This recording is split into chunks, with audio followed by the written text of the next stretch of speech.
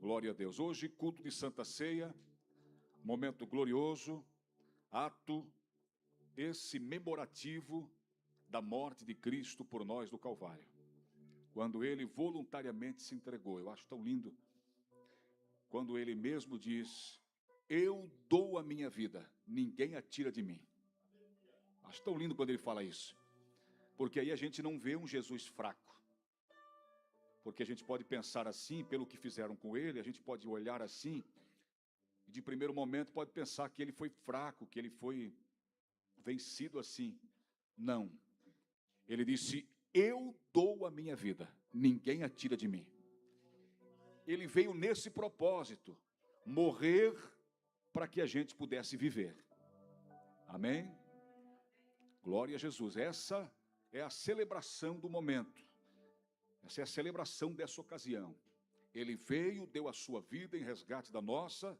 O sangue remidor foi o preço pago para que a gente pudesse continuar aqui e depois daqui viver eternamente com Ele. Essa é a proposta do céu para a gente. Então vamos ficar felizes, vamos ficar alegres. Amém?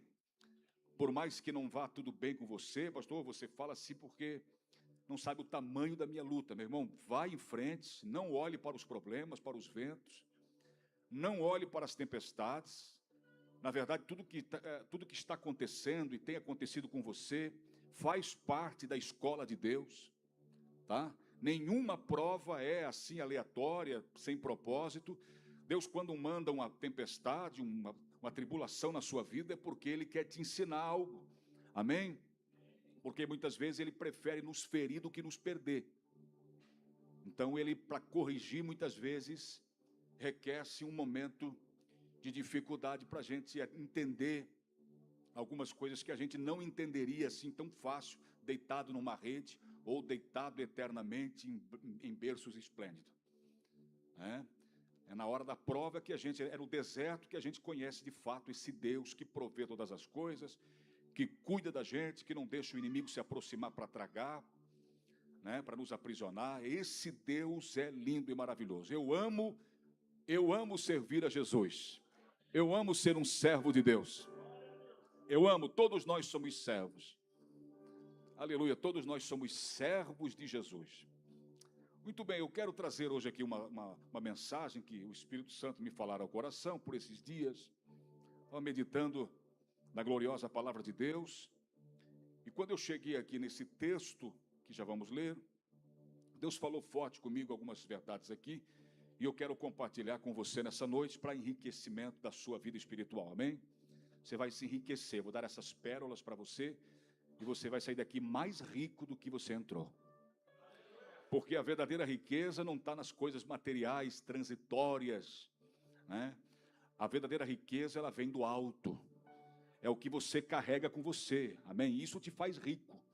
É o que você tem com você. O que eu tenho, pastor Marco? Dá aí uma pista aí para a gente entender. Você tem, o que você tem? Você tem o Espírito Santo morando com você. Nós temos um tesouro, disse o apóstolo Pedro, um tesouro em vaso de barro. Nós somos ricos, ricos espiritualmente, ricos para com Deus.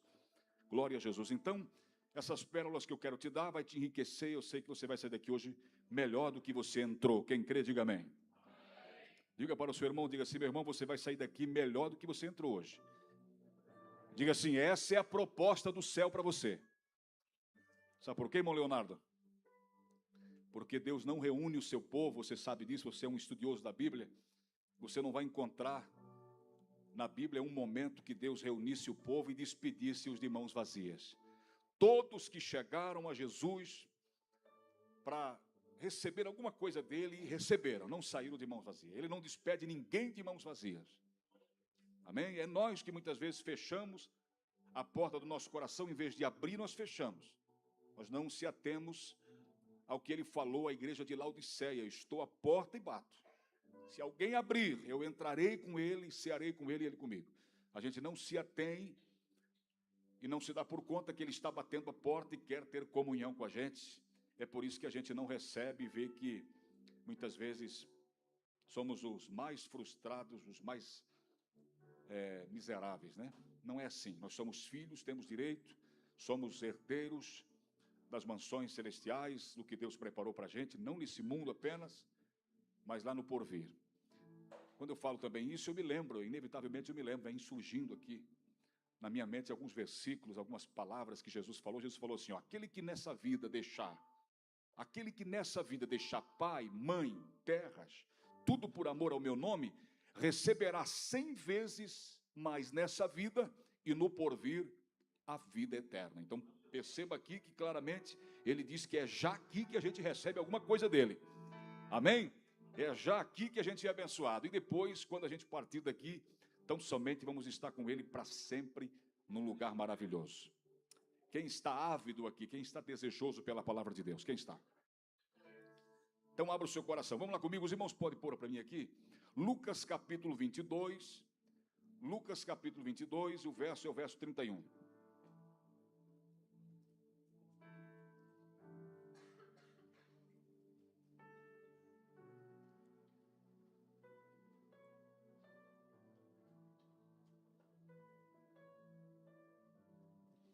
Lucas capítulo 22, verso 31, até o verso 34, nós vamos apanhar aqui esses textos e extrair algumas lições preciosas a partir do que vemos aqui, das revelações que temos, que salta do texto ao nosso coração, revelações gloriosas, que mudam a vida, que faz-nos cada vez mais crente.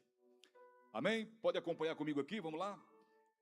Lucas capítulo 22, verso 31, disse também o Senhor, Simão, Simão, eis que Satanás vos pediu para vos cirandar como trigo, mas eu roguei por ti, para que a tua fé não desfaleça. E tu, quando te converteres, confirma a teus irmãos. Verso 33, e ele lhe disse, Senhor, estou pronto a ir contigo até a prisão e a morte.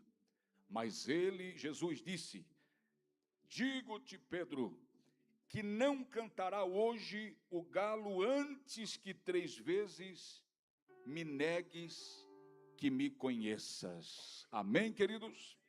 Glória a Deus, vamos orar a Deus, fecha os teus olhos, nosso Deus. Hoje é uma palavra de Santa Ceia, um momento glorioso, quando a gente se reúne para esse ato comemorativo da morte e ressurreição de Jesus por nós. A verdade é que estamos desejosos, isso o Senhor vê muito bem em cada um de nós, e eu também posso ver, porque isso transparece, Senhor, no coração, na mente, isso transparece no rosto, ou melhor, no rosto dos meus irmãos, o que está dentro no coração. Eles estão ávidos, eles estão desejosos pela palavra de Deus, com fome, e tu mesmo falou, bem-aventurados que têm fome, e nós estamos com fome do pão celestial, do pão que é o próprio Senhor Jesus. Pai, fala conosco nessa noite, fala com a gente nessa noite, tira todo o desânimo, Senhor, toda a contrariedade, todo o espírito, Senhor, do mal que tenta, Senhor, nos arrastar, que tenta nos aprisionar, toda a depressão, toda a angústia, todo o medo, toda a incerteza, todo o mal está repreendido agora pelo poder do teu nome. Nós oramos crendo que o Senhor fará coisas lindas aqui. Ó Deus, fala uma vez mais com a gente. Fale conosco, queremos ouvir a tua voz. Ó Pai querido, te glorificamos para todos sempre, em nome de Jesus. Os que concordam com essa oração, digam amém. Quero começar dizendo que, pensa comigo aí, algumas coisas. Uns aqui estão há mais tempo, outros menos tempo na casa de Deus. Você andando 3 anos, imagina aí, você andando 3 anos com Deus, ou 5 anos frequentando a casa de Deus, sendo um crente, participando assiduamente dos cultos, sendo um crente autêntico, e você, o que aconteceria, qual seria a sua reação depois desse tempo de 3 anos caminhando, de 5 anos caminhando, de 10 anos caminhando? Qual seria a sua reação diante de uma fala como essa que o Senhor disse a Pedro? Pedro caminhava 3 anos com o Senhor, recebeu poder para curar os enfermos, para expulsar demônios, teve tantos ensinamentos gloriosos que somaram muito na vida dele, fizeram dele um homem melhor, porque ele era problemático, né? Qual seria a sua reação em saber que depois desse tempo que você está caminhando, ele falasse para você assim, ó, você ainda precisa se converter? Qual seria a sua reação? Que a gente acha que já alcançou o ápice. Numa escala de 0 a 100, pastor, eu já cheguei no 100% ali. Pastor, já tive algumas experiências marcantes na minha vida com Jesus. Tudo bem, mas se ele chegasse para ti nesse momento e falasse, meu filho, com tudo isso que você já viveu e esses anos todos que você me serve, ainda você precisa se converter. Qual seria a sua reação? Não é um choque para a gente? Pedro ouviu isso. 3 anos caminhando com Jesus, lado a lado, pastor. Lado a lado, você sabe disso, a gente que estuda a Bíblia sabe disso.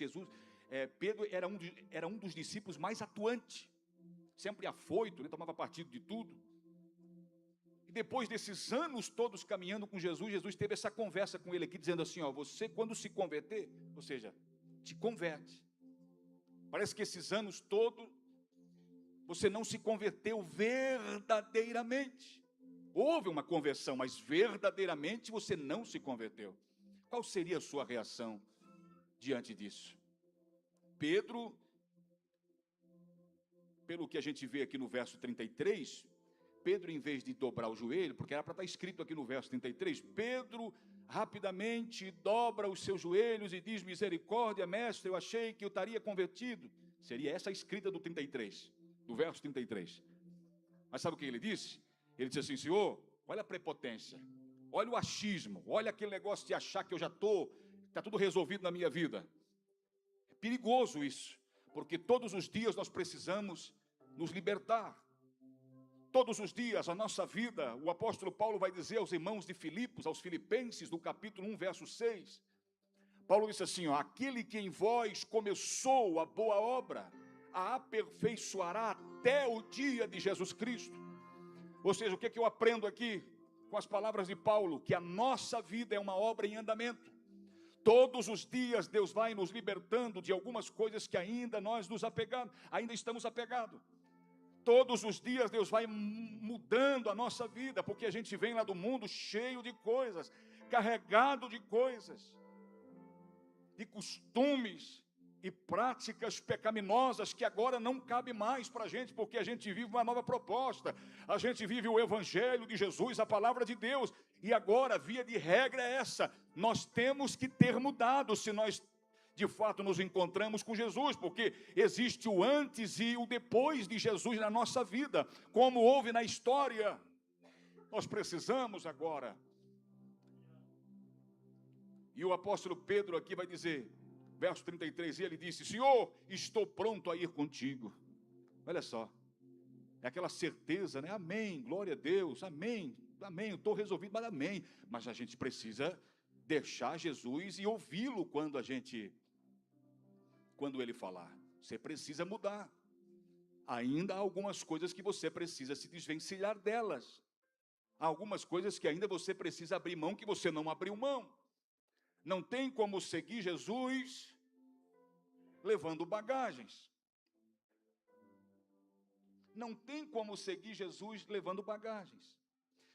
No verso 31, Jesus dá um alerta para ele, para Pedro. Jesus conhecia os corações, como hoje conhece. Jesus disse assim, Pedro, eu vou te dar um alerta. E o diabo pediu para cirandar, para arrebentar contigo, para te pegar e dar uma coça em ti, um chacoalhão em ti, Pedro. Mas eu roguei ao Pai por ti. E o tema dessa mensagem é a ciranda do diabo e a intercessão de Jesus. Jesus logo disse, olha, ele me pediu, mas eu roguei ao Pai por ti para que a tua fé não desfaleça. Ou seja, eu te livrei dessa situação. Eu te livrei de algumas situações. Então, nós temos que saber, aí Pedro, quando escreve a carta dele, eu acho tão lindo que Pedro parece que aprendeu a lição. Quem está aí, diga amém. Que a gente aprende, sim ou não?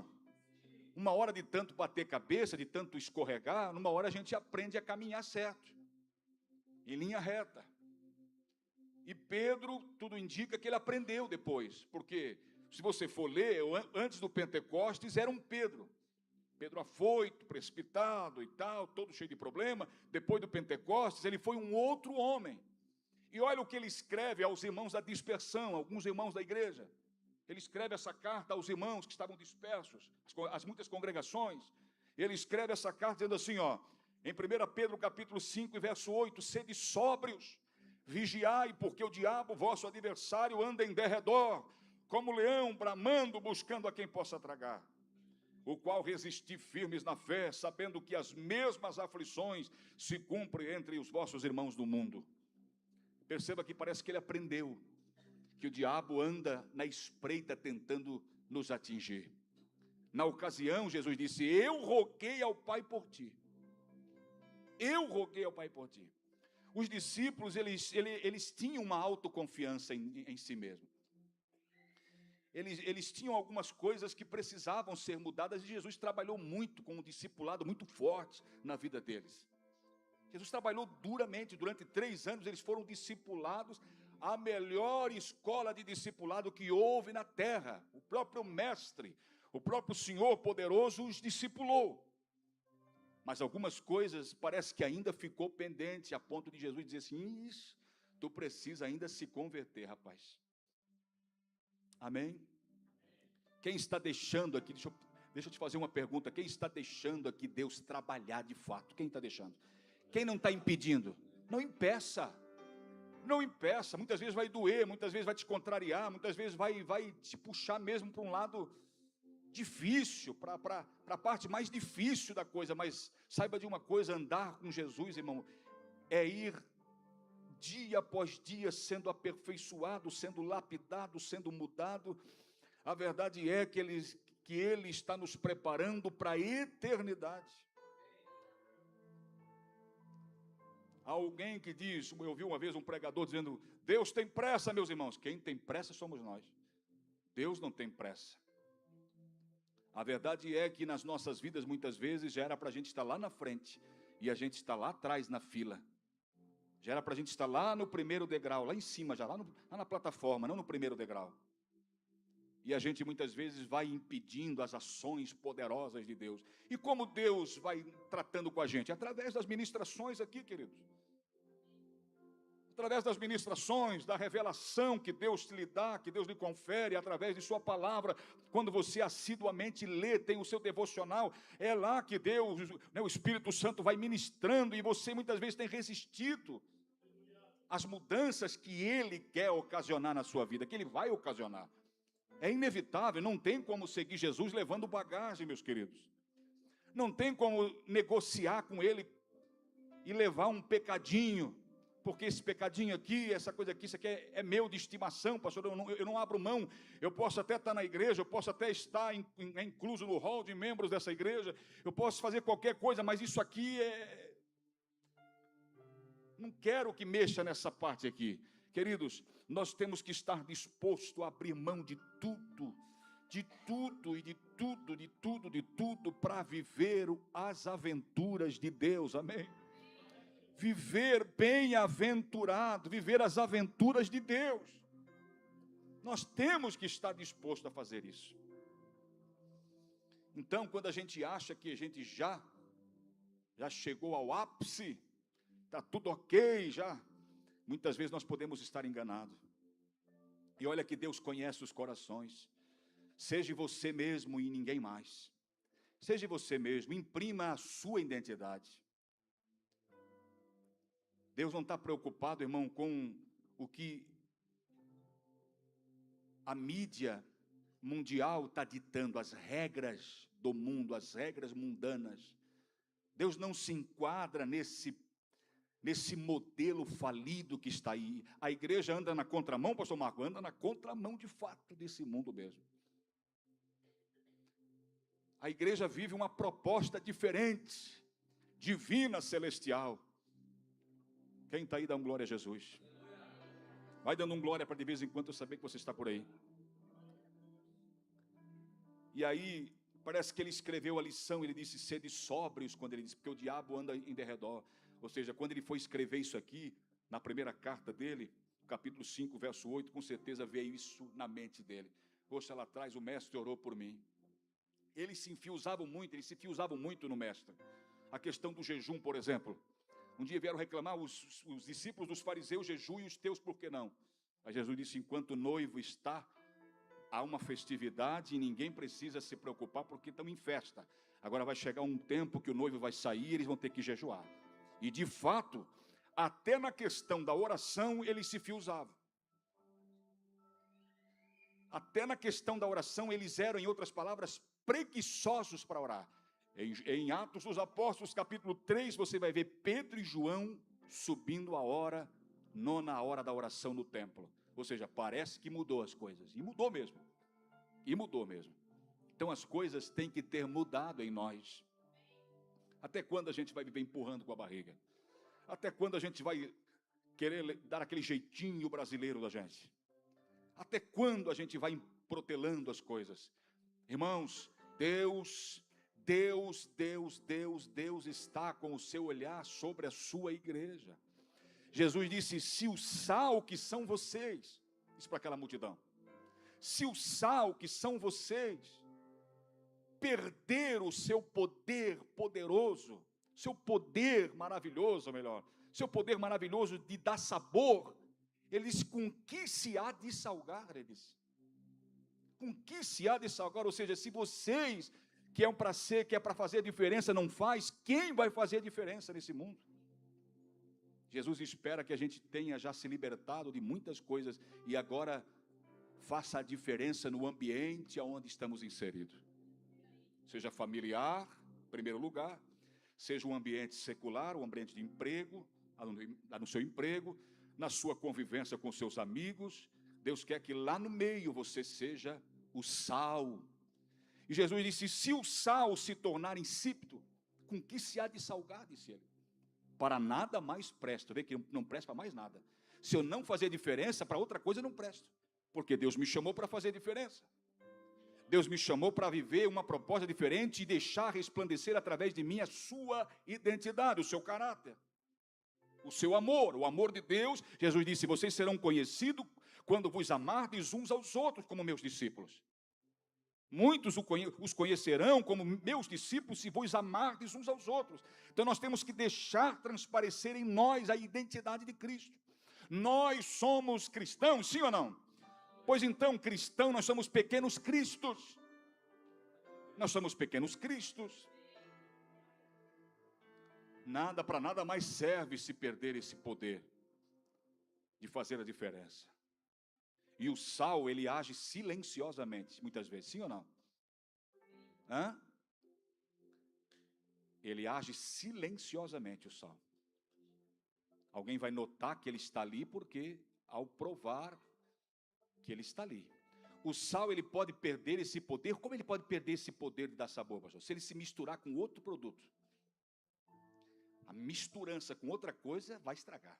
Vai perder, vai fazer que ele perca o propósito a razão pela qual ele existe. Vai perder. Então nós não podemos se misturar. Jesus nos chama para fazer a diferença, para ser diferente, e aí essa diferença que a gente mostra, é isso que implica para o nosso lado. Sabe por quê? Jesus falou assim, vocês serão perseguidos por dizerem que creem em mim. Por causa do meu nome, disse Jesus. Vocês serão perseguidos por causa do meu nome. Jesus disse, agora em diante, depois da sua conversão, até no seio da sua família haverá dissensão, disse ele. Ele disse, eu não vim trazer paz, eu vim trazer espada. Eu vim pôr um contra o outro. Porque a sua decisão por Jesus e a sua mudança radical de vida vai ser notável e notável, porque aí entra a questão da luz, agora que ele falou. Vós sois a luz. Não se pode esconder uma cidade edificada sobre um monte. E outra, nem se acende a candeia. Quem acendeu? Foi eu. Não se acende ela para pôr escondida, mas no velador, para que todos tenham luz. Ou seja, tem pessoas esperando a tua luz. Tem pessoas esperando uma reação sua, para a partir da reação que ela vem em você, ela reagir a favor de Cristo ou contra Cristo. Por isso que é muito sério. Jesus falou: vocês vão ser as minhas testemunhas, tanto em Jerusalém como em toda a Judeia, Samaria, até os confins da terra. Chamado para ser testemunha, chamado para ser luz, chamado para ser sal, para fazer a diferença. É isso que Jesus espera de nós. Pedro, quando tu se converteres, confirma aos teus irmãos. Meu Jesus, mestre, eu andei 3 anos com o senhor e achei que estava tudo ok comigo, já tinha atingido uma escala aí altíssima, um grau altíssimo de cristandade, de vida cristã, e agora eu descubro que tenho que me converter. Um pouquinho antes, o diabo queria arrebentar com ele. Já viu a ciranda? Aí eu fui procurar a ciranda. Como ciranda o trigo? A ciranda. Eu vi um vídeo, um pano no chão. Esse vídeo não é muito antigo, é um pano no chão e uma peneira na mão. Tem um outro vídeo que eu vi que já o cara é um pouco mais evoluído, certo? Usou a cabeça, fez um negócio lá para pôr a peneira em cima. O outro ficava segurando a peneira na mão e até de lado assim para bater. E aí ele pega aquele molho de trigo, aqueles fechos de trigo já ceifados, pega aquele molho de trigo e bate contra aquela peneira, bate até atravessar a peneira. Isso aí é ciranda, isso se chama de ciranda, cirandar o trigo. O que vai sair de nós, o diabo não está preocupado com o que vai sair. O que o diabo sente prazer é espancar a gente. O caso de Jó, por exemplo. O Senhor disse: observastes o meu servo Jó, homem temente, fiel, que se desvia do mal. Deixa eu pegar ele para ver. Jesus disse: pode pegar, pode ir para cima dele, só não toca nele em si, mas pode ir na alma dele. E olha o que o diabo fez. O diabo tem prazer em arrebentar com a pessoa. Então, vigie, porque muitas vezes a gente nem se dá por conta que a nossa rebeldia resulta numa ciranda depois. E Deus até diz: posso fazer nada por ti? Que a gente tem Deus como um pai amoroso que não castiga ninguém. E a Bíblia diz que Deus castiga. E eu te falar uma coisa. A Bíblia diz, uma vez uma pessoa me perguntou: pastor Marco, Deus se ira? Eu disse: se ira? Não.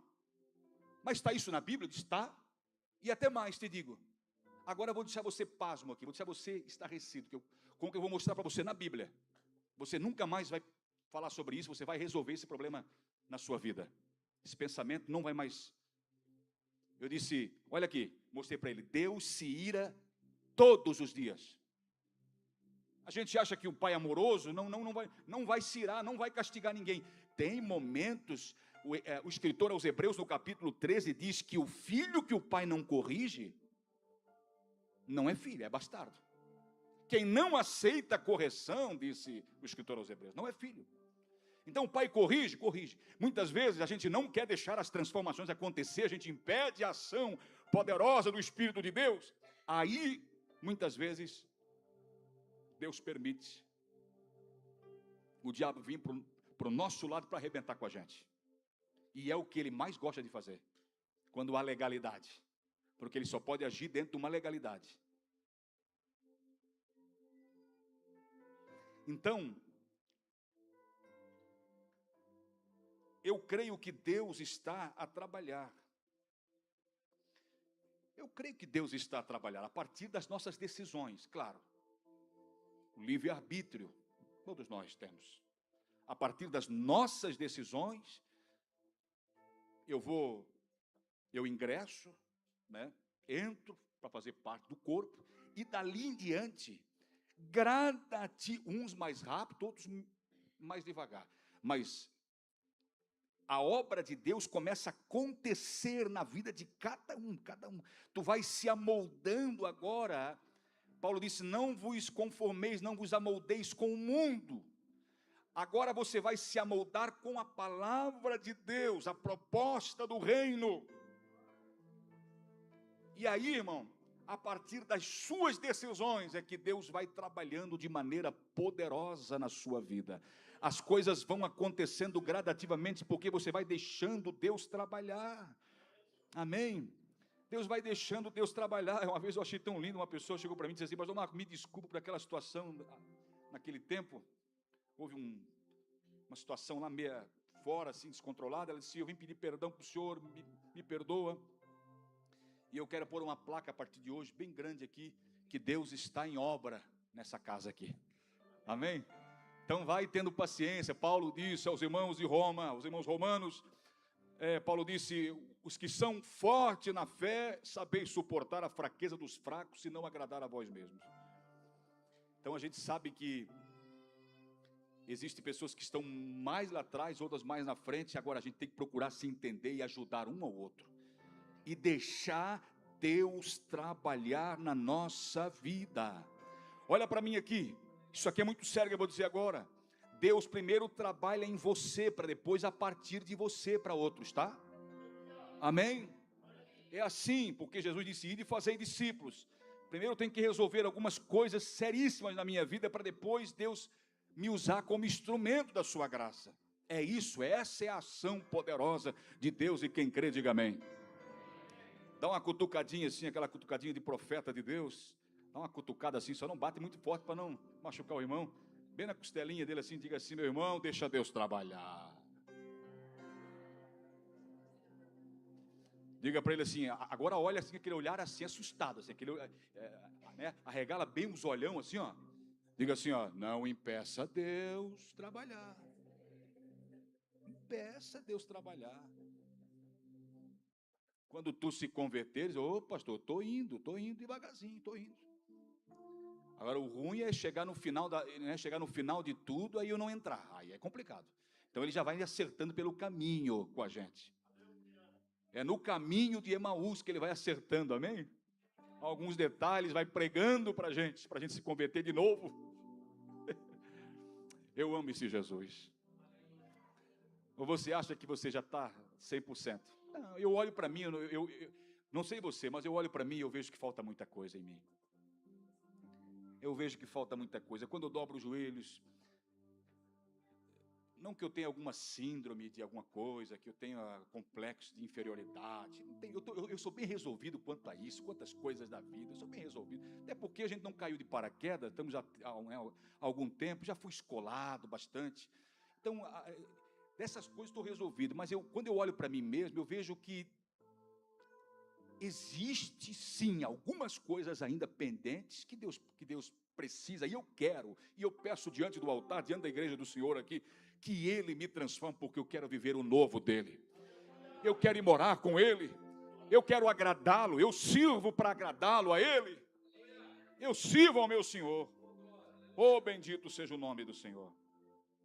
Olha só, aquele que bagunça com a gente, que tenta bater na gente, que o mestre não deixa muitas vezes, porque ele não tem legalidade, que ele quer bater, ele quer espancar, ele quer puxar você para dentro de um ringue e te nocautear.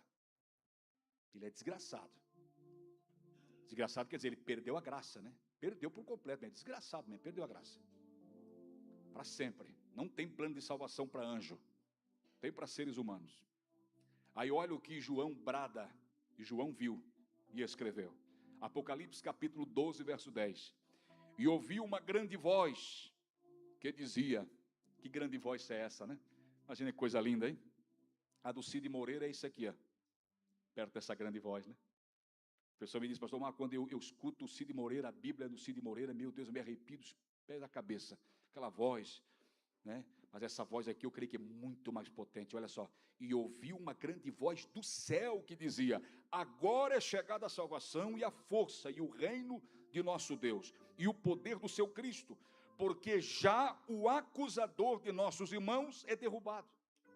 Está vendo aquele que tentava contra a nossa vida para cirandar a gente, por muitas vezes? Deixa eu cirandar com ele, deixa eu arrebentar com ele. Ó, até aqui, ó, está aqui, ó. Está aqui, eu tenho aqui base legal para fazer isso. O Senhor disse: não toque nele, ele é meu. Por mais que ele é pecador, por mais que ele vive pecando, fazendo as coisas erradas, eu perdoo ele, eu morri por ele. Ele se arrepende facilmente, da mesma velocidade que ele tem para pecar, ele tem para se arrepender. Então deixa ele, o Senhor roga por nós, como rogou por Pedro por muitas vezes, para que o diabo não cirande com ele. Aleluia, porque a gente tem que aprender. Deus sabe que a gente está aprendendo, tem que aprender muita coisa ainda. Tem muitas provas que a gente vencer ainda. Aí olha só, e eles venceram esse acusador dos nossos irmãos, e eles venceram pelo sangue do Cordeiro. Então não tome aqui esse partido para você, tá? Não tome esse protagonismo aqui, essa peça nesse teatrão, de você ser o acusador, porque já tem um. Amém? Então, em vez de acusar, ajude, estenda a mão, ore junto. Vamos orar. Suportai-vos uns aos outros em amor, disse o apóstolo João. Porque já tem um acusador, então não precisa. Olha com o que eles venceram. Santa Ceia. Isso é Santa Ceia. Apocalipse capítulo 12, verso 11. E eles o venceram, o acusador, pelo sangue do Cordeiro e pelas palavras do seu testemunho. Amém? Eles venceram pelo quê? Como é que você vai vencer? Pelo sangue do Cordeiro. Você vive a vida de Deus. Tropeça em muitas coisas, como eu tropeço, todos nós tropeçamos. Uma pessoa me disse há dias atrás, pastor Marco, quando a Bíblia fala ali, examine-se o homem a si mesmo na Santa Ceia, é para a gente não tomar se estiver em pecado? Eu disse, não é assim. Não é assim que se interpreta. Quando a Bíblia diz, examine-se o homem a si mesmo, e eu errei, porque todo mundo erra, todo mundo falha, todo mundo pisa na bola, todos nós somos pecadores, somos propensos para o mal. Pastor, o que a gente tem que fazer diante de um pecado cometido? E a Bíblia diz, para não participar indignamente. Quando você vem à igreja, num ato como esse, num culto como esse, o que você tem que fazer? Você tem que fazer uma análise da sua vida, examine-se o homem a si mesmo. E aí, diante da certeza, do detectar, do saber que você, e reconhecer, claro, que você é pecador, você tem que pedir a misericórdia de Deus. E dizer, Deus, eu te peço misericórdia e perdão, e eu vou participar. Não que a pessoa cometeu um pecado não pode participar, não é assim, não é assim. Todos podem participar mediante ao arrependimento que se tem no momento. E isso é discernir. Porque quando eu não sei discernir, eu como e bebo para a minha própria condenação, disse o apóstolo Paulo. Agora, quando eu discerno que o corpo é santo, a igreja, o corpo é santo, tudo que eu estou hoje inserido é santo, eu não posso profanar o santo, eu não posso. Olha o caso dos filhos de Eli, não posso profanar o santo, eu tenho que dizer, Deus, eu pequei, e todos nós pecamos, Deus, tem misericórdia de mim. Você acha que eu não peco, é?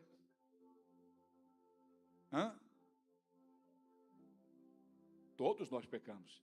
O que você faz, pastor? No culto como esse, eu começo a pedir misericórdia desde o começo. Deus, misericórdia de mim, misericórdia de mim, misericórdia de mim. A tua ceia me fortalece, a tua mesa me fortalece, a tua mesa me fortalece, a tua mesa me traz alento, a tua mesa me cura, a tua mesa trata comigo. É na mesa que tu tratas comigo, Senhor. Então eu me arrependo dos meus pecados. Eles venceram pelo sangue, o sangue do Cordeiro. Quem está aí, diga amém. Aí olha o que aconteceu na cruz do sangue, a cruz que verteu sangue.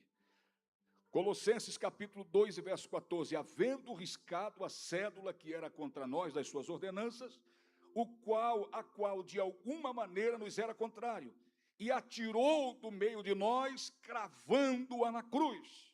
Olha que coisa linda isso aqui, está vendo? Todas as acusações do diabo contra você, se você crê, simplesmente assim, pastor, simplesmente assim, se você crê e se arrepender, ele te dá o perdão, porque ele na cruz, ele possibilitou isso para a gente. A cruz nos possibilitou o perdão, a reconciliação.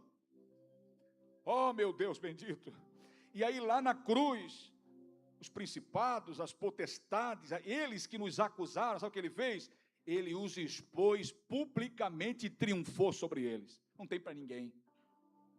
O diabo vem com uma lista de acusação, Jesus só mostra só a sua mão, o seu sangue remidor. O que ele fez, aponta para o que ele fez. Então é isso que a gente tem que entender. E é tão lindo porque aqui em João 17, 9, ele vai dizer assim, ó, eu rogo por eles. Então ele faz a oração por nós, está sempre. Pastor Marco, ele ainda continua intercedendo por nós? Sim, o Espírito Santo intercede por nós. A Bíblia diz com gemidos inexprimíveis. Ele entra em defesa. A cruz é a ponte. A cruz é a ponte que nos possibilita estar novamente próximo do meu Senhor, do nosso Senhor. Porque quando o homem pecou, abriu-se uma cratera, um abismo entre o homem e Deus. E só havia possibilidade de aproximação através de uma ponte. E Jesus disse, espera aí, eu faço uma ponte. Ele é fazedor de ponte, amém? Ele é fazedor de ponte, Jesus é fazedor de ponte. Quem pode dar uma glória a Jesus aí? Diga assim, a cruz é a ponte que me aproximou do Mestre novamente, do Deus Todo-Poderoso. E agora eu entro no rol da família de Deus. Eu rogo por ele, Jesus falando, na oração sacerdotal, né? Não rogo pelo mundo. Ele não tem nada com o mundo, irmão, com o sistema aí fora. Jesus não tem nenhuma obrigação, nenhum negócio com o mundo aí fora. Eu não rogo pelo mundo, mas por aqueles que me destes, porque são teus. Ele continua. Pai, ajuda a Raquel, Pai, ajuda o Marco, ajuda o Wagner, ajuda, Senhor, ajuda o Adriano, ajuda. O Espírito Santo fica, porque a gente é fraco. Nós somos tendentes ao mal. E aí então ele entra em partido. Ele entra para nos defender, porque ele é Deus. Eu rogo por eles, disse Jesus. Aí olha só, pastor, estou cansado desse levanta e cai, esse negócio está resolvendo as coisas, estou cansado dessa... Olha o que Jesus disse, não peço que os tire do mundo, mas que os livres do mal. Então ele põe o sangue dele em juízo, como pagamento. Ele põe o sangue em juízo, como pagamento. Como um cheque, como se fosse um cheque calção, né? Põe lá. E diz, deixa eles no mundo. O que vai fazer que eles permaneçam no mundo é o meu sangue que derramei por eles. Eles estão marcados por esse sangue. Por isso que é importante nós participarmos da ceia, porque nós marcamos. É tipológico, pastor, mas claro que é tipológico, irmão. Jesus não está aqui em carne e osso, irmão. Ninguém tem o sangue dele aqui. É tipológico, é representativo, é num sentido figurado, sim. Você não entendeu ainda? E a doutrina da substanciação? Isso não existe. Quem é que te falou isso? É literalmente o pão, literalmente o suco da vide, o suco da uva, que nós usamos aqui. Mas o que importa para nós é a representatividade desses elementos, que representa o corpo, representa o sangue de Jesus. E ao participarmos, nós nos fortalecemos em Deus, nós marcamos a nossa casa. Quem está feliz, diga amém. Então olha para mim aqui. Olha só, e depois de terem jantado, disse Jesus a Simão Pedro, Simão, filho de Jonas, ama-me mais do que a estes? E ele respondeu, sim, Senhor, tu sabes que eu te amo. Disse-lhe, apacenta os meus cordeiros. Tornou a dizer a segunda vez, Simão, filho de Jonas, amas-me? Disse-lhe, sim, Senhor, tu sabes que eu te amo. Disse-lhe, apacenta as minhas ovelhas. Terceira vez, olha só. Disse-lhe a terceira vez, Simão, filho de Jonas, amas-me? Simão entristeceu-se por lhe ter dito a terceira vez. Ou seja, já era para ter entendido que ele negou 3 vezes. Então era para ter confirmado 3 vezes também. Não é para ficar do brabo com o mestre. O mestre entende as coisas. Assim como ele negou 3 vezes, ele deveria de reconhecer 3 vezes que amava o mestre. Confirmar 3 vezes. Mas não entendeu. Ficou triste. Mas tudo bem, está resolvendo as coisas com ele. Amém. Simão entristeceu-se por lhe ter dito a terceira vez. Amas-me? E disse-lhe o Senhor, tu sabes. E disse-lhe, Senhor, tu sabes tudo. Está vendo? Agora vai entender. Porque tem momentos que quando a gente é corrigido, a gente fica até triste pela correção. A correção, ela traz a tristeza mesmo, segundo o escritor aos Hebreus, no capítulo 13. No momento ela traz tristeza, mas é para o nosso bem. O pai corrige o filho que ama, disse o escritor aos Hebreus. Amém? Quem está aí? Então não se entristeça, talvez o que Deus está fazendo agora, você não entende agora, mas entenderás depois. Irmão, tudo que Deus faz na nossa vida, querido, é para o nosso bem, amém? Você entende isso? Quem entende isso? Pastor, até as lutas da minha vida, as tribulações que vêm sobre mim, é Ele? Sim, Ele permite que você passe por tribulações. Eu já falei, você foi matriculado na escola de Deus quando você disse sim para Jesus. E você passa agora a viver as aventuras de Deus. É isso que Ele te propõe. Então não se entristeça quando por eles for interpelado, fores perguntado se você o ama, se você quer realmente é isso para a sua vida. Quem está feliz por entender tudo o que Deus está fazendo? O que Deus está fazendo, pastor Marco? Deus está agindo na nossa vida. Deus está nos preparando para a eternidade. O diabo só toca se Deus permitir. O diabo só ciranda com a gente se houver legalidade. Deus trabalha em nosso favor. Deus entra em nossa defesa. Deus está nos preparando para coisas melhores. Deus vai nos dar coisas melhores a partir do preparo que se tem em nós. Porque Ele não vai pôr alguma coisa para te prejudicar, irmão. Ele é o Senhor, Ele conhece a nossa estrutura e sabe que nós somos pó. Ele conhece as nossas limitações. Ele trabalha em nós. Ele trabalha em nós. Diga assim: Senhor Jesus, fecha os teus olhos, fecha os teus olhos. Diga: Senhor Jesus, obrigado por estar trabalhando na minha vida. Uma grande obra, diga, se iniciou quando eu disse sim para o Senhor. Quando eu te aceitei como Senhor e Salvador da minha vida. Ah, meu Deus, que coisa linda. A mensagem, o âmago da mensagem é essa: deixa Deus trabalhar. Aleluia. Deixa Deus trabalhar. Eu não entendo, me entristeço muitas vezes porque Ele me pergunta. É necessário as coisas que Ele faz. É necessário as coisas que Ele faz. Não estranhe, é necessário as coisas que Ele faz. Deus não faz nada fora do script, né, que Ele tem.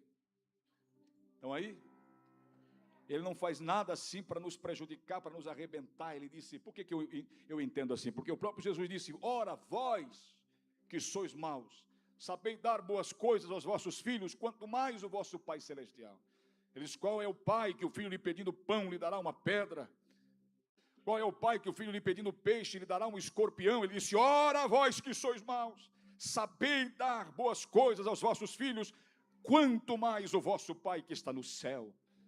Toda bondade está em Deus. Se coloque de pé e diga, toda bondade está em Deus. Feche os teus olhos e faça um olhar introspectivo para dentro de você. Faça uma análise aí, uma busca minuciosa nos recônditos da sua alma, nas prateleiras do seu coração, e ver se está tudo ok. E vamos seguir em frente, sendo libertos, sendo transformados por Jesus.